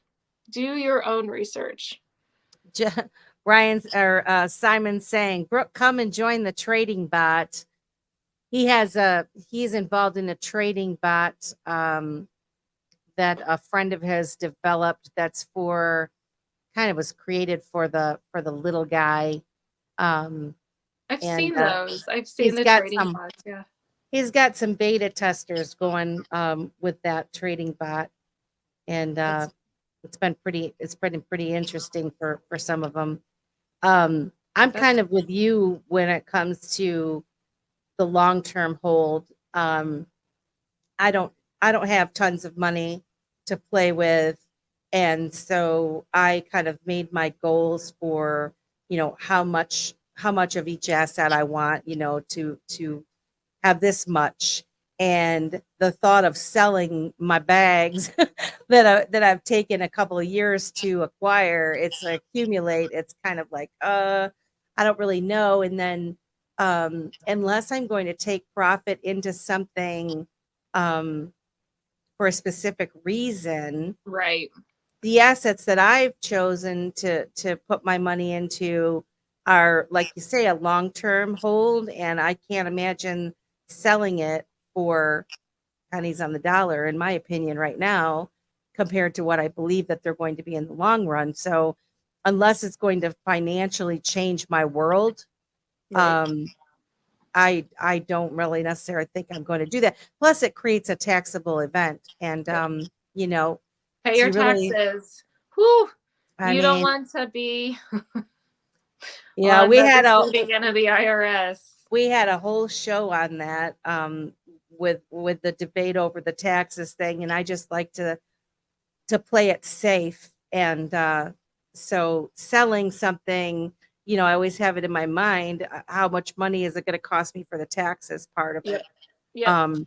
And unless it's going to be not that much in my bag and enough to cover taxes and enough to do XYZ, then I'm not doing it. There's Right. no point in me doing it. Right. So And I guess and to that note, another suggestion would be, what are your, for people coming in, what exactly are your goals? What? yes, I'm in the camp of don't F it up and buy and hold. Yeah, that's something that's that right, Ralph Becky. Powell talks about, right? He's like, Yeah. don't F this up. So know kind of like what your goals are. So for us, like we've done the math and we think that we know kind of where the price action could get. And so we have a long-term bag that we're never going to sell, and it's just to see. This is the Buffett type of plan. We'll just wait and see. But then there's portions of these holdings that we have certain like monetary goals. So whenever we have different price points at which we would take some to meet some like, financial goals, for us, on the way up. Yep. But still with that long-term vision of this could be substantially more, but this is, if it's not, we've taken, like we benefit still, but who knows? Then you might look You back just and you're never like, know. Why did whenever I sold that for this, but it could be like this much. But at some point, it's how much is enough. Yeah. You I build. guess it really just depends on how big your bag is and Yeah. how long it's going to take till it gets to the price point that's going to change your life. I mean, Right. that's what I say. I mean, for some folks, that have been in it for a really long time that have, 100,000, 200,000, sure. Selling 10% of your bag at $10, that might work for you, right? If you've Yeah. only got a bag that's 10,000, Right. selling 10% of 10,000 for $10, is that really going to change your life? Probably Right. not. So it's all relative in how much you own, how much you need to change your life. And then like Money Paradise saying, making income off staked assets is his long-term goal with crypto. And, that's all coming. So There's going to be these other opportunities. Yeah. Exactly. Yep. There's Exactly. some of us have talked about starting our own bank. There's so It's much all kinds of things. possibility that in there. Someone, I wish I could give the credit to, but they said, and it stuck with me, crypto gives you a chance to dream again. It's kind of like this, like, but at the same time, another suggestion or advice that I have is start building the life that you love right now. Yeah. See yourself in it, right? Yeah. And start like, this is a gamble. We're all kind of in for the ride. Who knows what's going to happen with regulation? Who knows what's going to happen really at all in this world that we're living in right now? Yeah. And so it's fine to, invest for this future and think about this future, but build the life that you want right now. So, if this all goes the way that we think it is, it's a cherry on top. And and you can be a responsible and just a good person with that. And if Mhm. it doesn't, then the worst thing that happened was that you took a chance. You took a Right. risk. Right. It's Yeah. still it's still the ride of a lifetime. Like the fact I get to be on a show and meet you and meet you in Vegas, like already that is Paid off. so much fun to me. And Same. we're on this ride together. And of course, like the next time I wanted to be on a yacht, like our I matching know. pink yachts. I'm joking. I want to get a yacht, but that's No, something I think do you about. ever listen to what is his name? 24/7 crypto or something like that. There's a kid that's, I think he's out of Canada, and I think it's called 24/7 crypto or something like that. And he always has, and he's an XRP channel, and he's like he's selling the XRP pendants, and he's Okay. going to have the XRP yacht party, Yeah. for me. And I'm like, I'd go to that yacht party, if you buy a ticket now to go to the yacht party. And I'm like, well, that was like 2 years ago.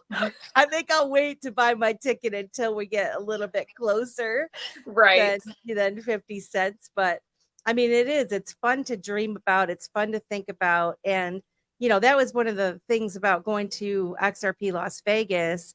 I didn't go the year before. I didn't go to the proper party. And I watched everybody posting their pictures and having a good time. And I said this year, I'm going because I want to feel it. I want to feel the vibe and the energy, and I want to vet these people, right? That was another real reason. And the energy that was in that room was just absolutely incredible. Every place I went, all of the people that I met they were just like you. And I mean, they're just wonderful, bright, shining stars, wonderful people. And, everyone was super kind. And I just felt like, I owed it to myself to live life in today, here and now.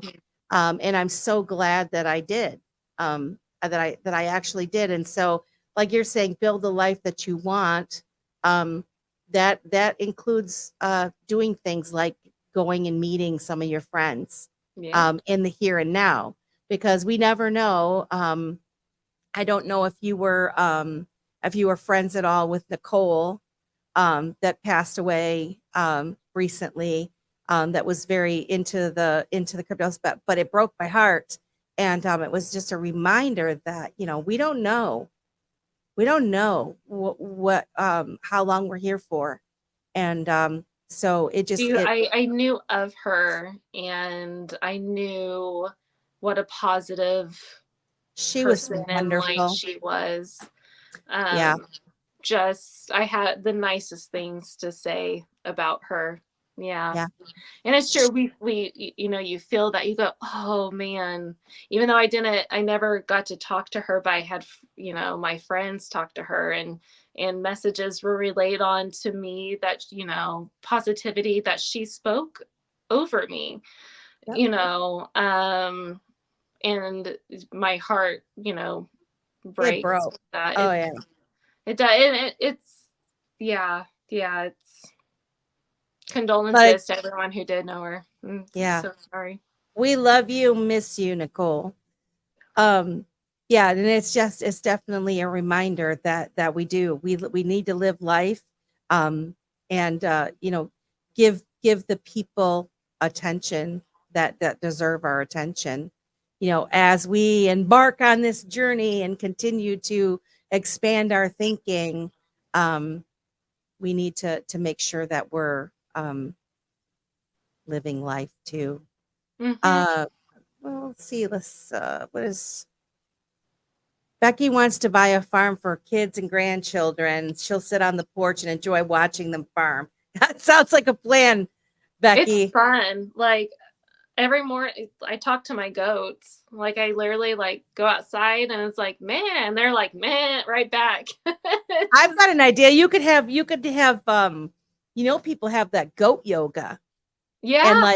And there's a place here in Michigan where you can go and spend the night with the goats.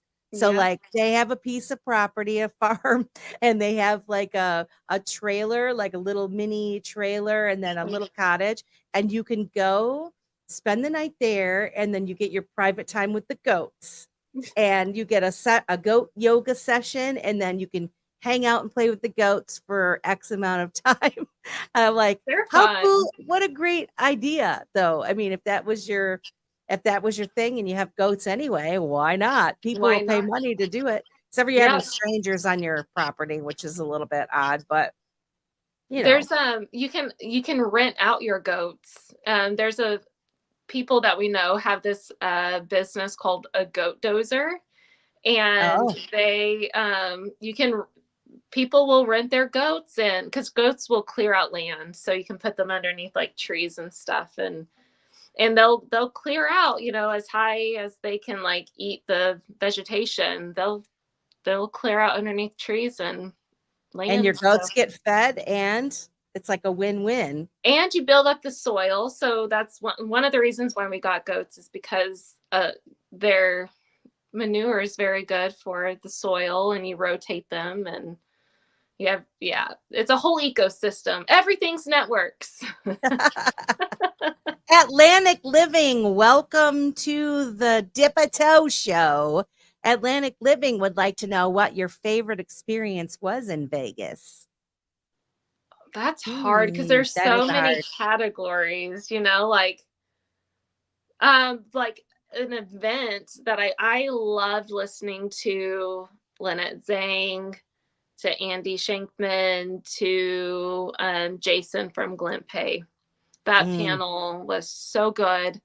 To tell on myself, I was so hyped after that, because I really saw like heroes of mine coming together, and Lynette looked over at the Glint Pay guy and was just like, we need to talk a lot more. And I'm like, yes, you do. This is awesome. So it was like a trifecta. It was like the Avengers coming together, for me. And I embarrassed myself, because right after that, I saw the Glint Pay guy, and I had talked to him in passing, just a little bit. And right after that, I was so pumped, and I like ran up there, and when someone just appears like right, I did that to him, and he was kind of go. I was like, sorry. Hi, are you the Glint? Yeah, like that was me. I was so excited. I was so excited after that session, and it showed. And I was like, you just did that. But no, like, they probably listen. I would have to say that probably made their day, because these are like, think about it. These are just like normal jobs, right? Like the Glint Plate guy, right? When are you ever really a celebrity anywhere when it comes? Because we're just like super stoked about these people, right? Right. I mean, right. normally they're just like, oh, no one, they're boring, nobody wants to listen. And you got a group of people like the XRP community, the XRP family. And I like that Alan Staple has coined us. He doesn't like XRP Army, and I don't really either. I do like the XRP family. I think that's that's a kinder, gentler way to express who I think we really are, and especially what we've become as in the XRP family. Those of us that are in the XRP family are stoked at someone like Glint Pay. I mean, for me, my favorite part, which is way too hard to tell, but one of the favorite experiences I had was getting to meet David Schwartz. And I have to say that was one of my main goals, was to meet him. I happen to think he's one of the smartest people in the world. Like I think the guy is incredible. Total fangirl over him. There's him. And there's Brian Brooks. That's the other one that I just I love. I think they're so smart. And of course, I mean, everybody likes Brad. standing in line for to get my picture taken with David Schwartz, and I said this on the show last week. I said you know, you see all these people getting their pictures taken with these folks, and you think, oh, they must be hanging out and whatever. No, it's literally like 2 seconds. You're standing in line waiting for a long time to get your photo with them, and I kind of felt sorry for him because he just like, it's like, you know, when you go to the zoo and there's the animal and you're all like watching them in the cage. I kind of felt like that was kind of like it, because it was next and go and hit it and move and go. And, you know, and but he was wonderful. He was But very yeah, that was probably, that was definitely checked off my bucket list. What would have really checked it off if I would have actually gotten to say more than, oh my gosh, how are you? That's what I said. Oh my gosh, how are you? And he's like, yeah, he smile. "Oh." Yeah. Yeah. That That's so and funny. that in Atlantic Living, of course, I have to say, going to the Cat's Meow and having the gang there and singing karaoke was probably the highlight of my whole weekend. And Seeing I rushed everybody, to, I fanned you, girl. Like, I was it like, was "Great." it was so, I lost my voice for days I after love that. it. You did it right. You did Vegas right. Holy smokes. That's Oh how you yeah, know. That's how you know that you did Vegas right, girl. exactly right. But it was definitely fun. Anything else you want to tell the audience here? We're coming up on 9 o'clock. We've got about 5 minutes left. Yeah. So No. the this technology has so many, for lack of a better term, consequences. You know, this technology is what's going to enable, I believe, the BRICS nations to, for once, get out ahead of the petrodollar and to dethrone it. They are creating their own, they have their own bank right now, the New Development Bank. They are consistently making arrangements to do trade outside of the dollar. And they are approaching an official like digital asset platform. A lot of them are getting their central bank digital currencies in line. Like, they are going to take off in this digital world, I think. For me, like academically, one of the questions that I have up in the air is, does this technology solve the Triffin dilemma? The reason why we need to have a central bank digital currency, or not central bank digital currency, but a world reserve currency. It's a possibility that there is no, quote, reserve currency. There's just currencies across nations that are now interoperable across, you know, their designated platforms.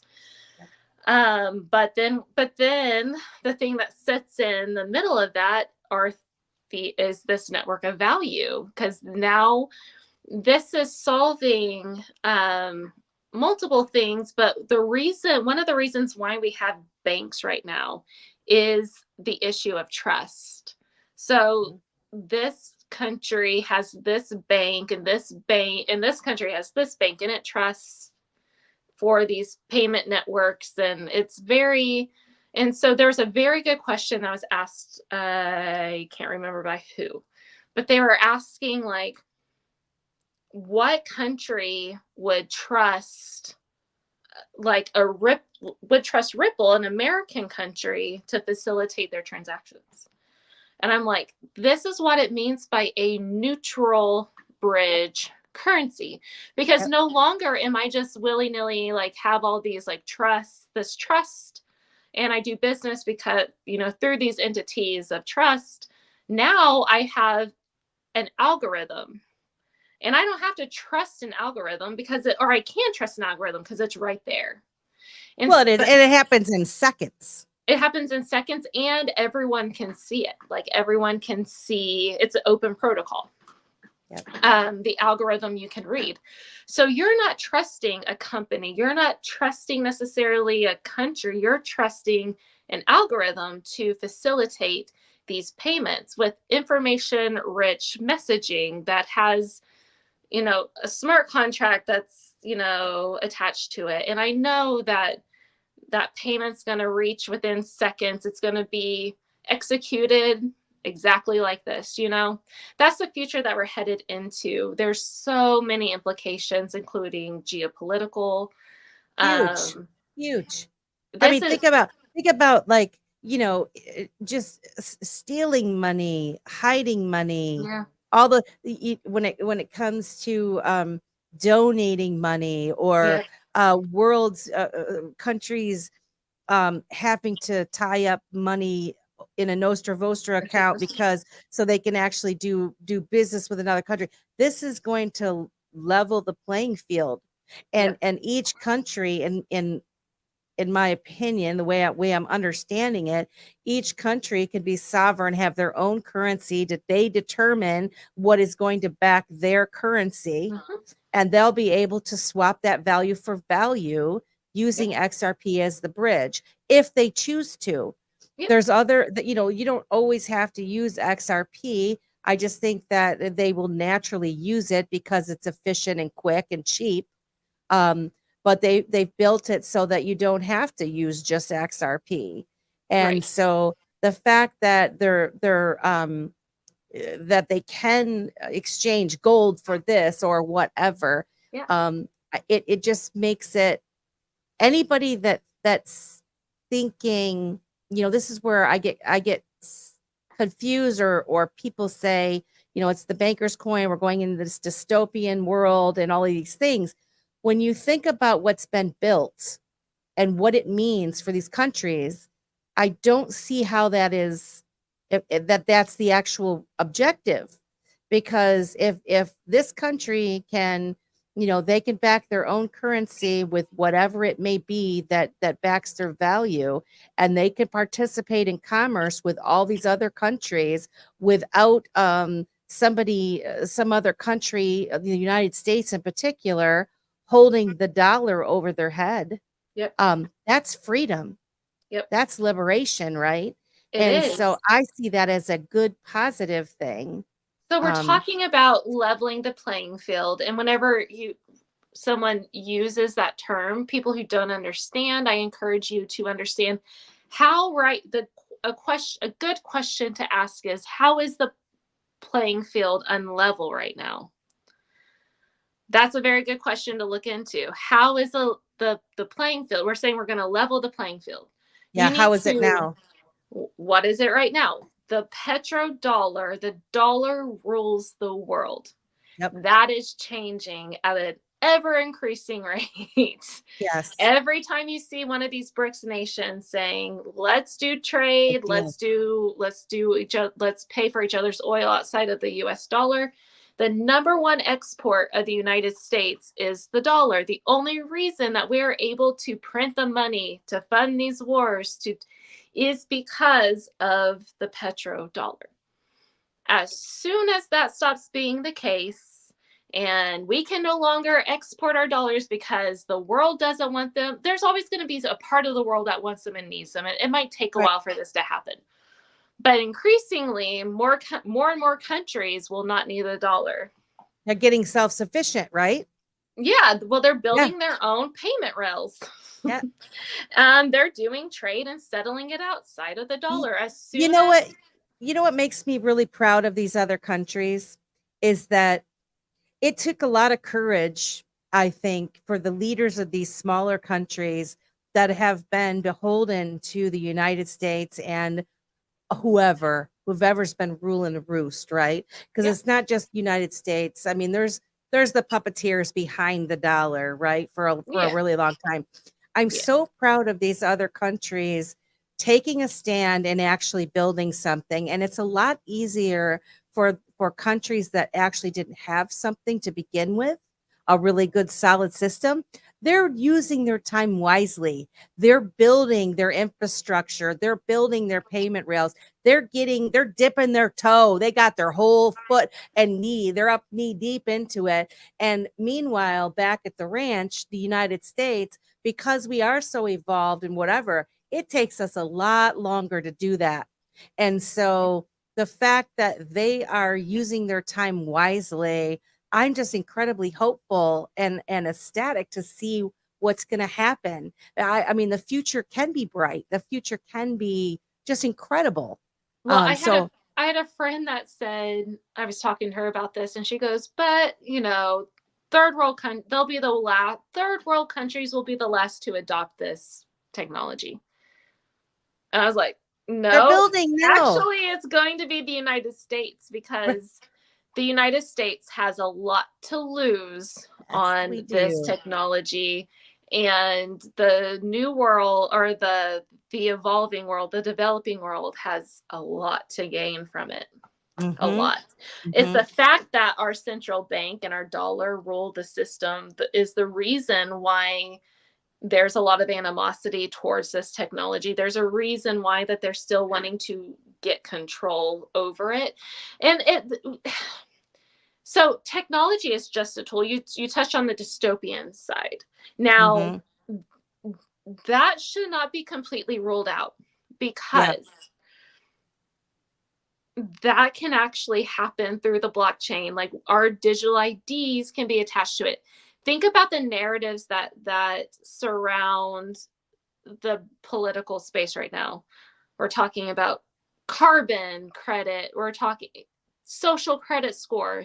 Now, right now, that necessarily can't happen, but this technology allows for that type of system to happen.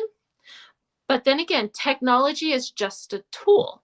So a government can use it to completely control us. I firmly believe that. And we have to be vocal and work against that and say, you will not attach the social credit score to me, not now, or if you can in the future. The programmable money, we're going to be watching you on that. Like, we need to take back some power in this and warn people about what a controlling government can do with this technology, because it's a tool. And there is that capability. There really is a capability of a dystopian future, but it doesn't necessarily, we are already in a dystopian future through the debt system. I mean, that's what I was going to just say is right now, and that's where they do push the dystopian side of the way that this new system is. But right now, we already live in a debt-based society where we're slaves to the system, and they're able to shut our money off. They already judge us by our social credit score, by our credit score. They decide whether or not, they're going to loan us money. And if you have a lower credit score, you're going to get charged a higher rate, and all kinds of things of the way of holding the little guy down. If you're poor, you're not ever going to get unpoor if you use their system, if you're trying to participate in their system, because it's created for the rich who already have money. All of the benefits go to the people that already have money. I mean, if you already have money, you can buy stocks for really cheap because you're an accredited investor. But the little guy who has no money, can you buy a stock for $1? Hell no. You got to wait till it's $200. So you could never get ahead. And so, but you can go to Las Vegas and you can go to Vegas and no problem. You can buy lottery tickets. You can buy lottery tickets left and right. You know what I mean? And that's not a problem because they're protecting us from investing. And it's a bunch of bullshit. Sorry for my language, but it is.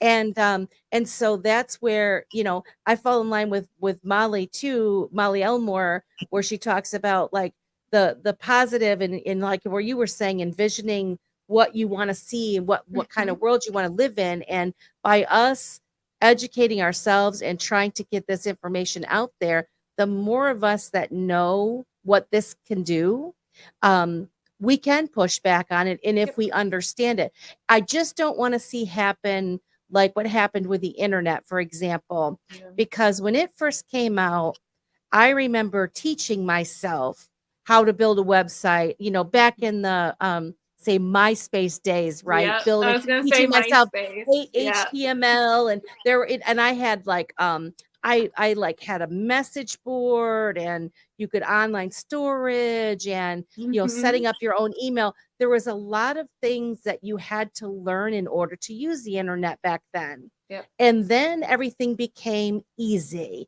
Everything became prepackaged, and through that, all of the knowledge was lost, and only a chosen few that, I would say not the chosen, the ones that put the effort into learning computer science and that sort of thing, they were the ones that dictated the information to everybody, and they were able to sell us products. And the same exact thing is going to happen in this space too. That's what they're trying to do. And so the whole not your keys, not your crypto, and all these things where you have your own cold storage wallet, we're those people now at the beginning of the internet, where we're teaching ourselves how to build a website. They're going to try to do that same thing, or they're working on doing that same thing, so that the rest of the masses will come in with us. And so, like you say, we just have to continue to be loud and educate those, so that we don't allow that to happen, where we get the dystopian future where, those of us that have money might be able to escape it somewhat, or we'll be able to buy ourselves out or whatever. But who wants that? Who wants to see a bunch of people, not being able to live well and being, that's just sickening to me to even think about that. Well, and well, think about it. A dystopian future doesn't necessarily mean that people aren't able to live well. They might have everything that they need, and their needs, and they might be happy. Completely. They might own nothing, and they might be happy. You want to know what that sounds a lot like? Sounds a lot like my farm animals. I eat some of them, and some of them I don't. I don't eat my goats, but I eat my cows. A government that can give you anything, everything, but that's where the danger lies. Like my farm animals don't necessarily know that they're on a farm, and they're very happy because they're fed, they're watered. Think about that as like a UBI, a universal basic income. That's possibly the future. I don't want that future either. I don't, because then if you control everything that someone needs, then you can take away everything. You can incentivize behaviors and actions. You can control what they eat.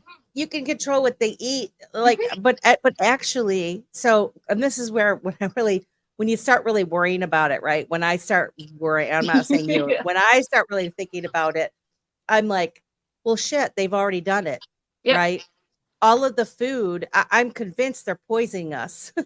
like everything. And I don't know about you, but after COVID, everything tastes different now to me. Nothing is the same. Partially, so in my optimistic mind, which most people say, oh, okay, Melissa, but I think a lot of these folks were caught, because I think they were using stuff that they shouldn't have been using. And are you going to tell the population that we've been putting things in your food to kill you, that we know will kill you or make you sick? No, they're not going to tell you that, because there'd be anarchy, right? So what do? You start changing formula. Okay. You start taking things out. Things do taste different. Is it because they're taking the bad stuff out? I don't know. I like to think that more in a positive light, but I know that things are different. I just know a lot of things that are not the same as from when I was younger. And I just look at the ingredients and stuff. I have this app on my phone, this Yuma app, I think it's called, or Yucca or something like that. And I started doing it for like hair products and makeup and stuff like that. And all of the things that I thought that I was buying and spending more money on that were like organic and natural, whatever, they were like poor, bad, toxic, don't use. Like, oh my gosh, every single thing was bad, Yeah. And So they've already been controlling everything. They don't want the farmers to have their, be able to have their milk and whatever. They're trying to stop you from doing what you do. Yeah. They And want to protect. historically, it happens at the farm. It's not, Yeah. you notice how the farmers in Europe, have you been following them? Little bit. Yeah. So in these times, it's really interesting because the same civilizations rise and fall, and the events that happen are the same, not exactly the same, not a tit for tat, but very broadly the same things happen. The farmers there's, and then you have a revolution sometimes, and we'll see. But I guess all of that to say is, may you live in interesting times. Right? We definitely are. That's where we're at. Right? We are. Well, I have to tell you, this has been a wonderful conversation. I'm so glad that you decided to come on, and thank you for having me. Thank you for the invitation. We have several people asking, what is Brooke's YouTube channel? I don't think you have a YouTube channel. I don't have a YouTube channel. Really, it's just kind of my small little X account right now until I can get my TikTok channel back up. Or if I do that, I don't know what I'm doing. Well, if they want to follow you on X, how can they find you? Your handle is at I know you're Graham Glam, but you're at Unchained something, right? Unchained 68 something. I should really know that. It's actually, if you guys if you guys go to my page on X, I have her tagged in it. Let's see, I'll tell you right now. It's Unchained. What is it? 68190, I think. Sounds right. That might be it. And actually, I'll see if it'll let me copy and paste this into the chat for those that have been asking. Because Money would like to follow you. Nice. Yeah, there you go. Yeah, it's 68190. Those 37 of you that are watching the show, we really appreciate you. Oh, he said he just followed you. Please share this out and like, share, and subscribe. We are here every Wednesday night at 7 p.m. Eastern time. We hope Graham Glam Brooke will come back and see us again. And until then, we hope you have a good rest of your evening, and we will see you next week. Thanks for joining us, Brooke. Thank you. We'll see you later. Bye. Bye.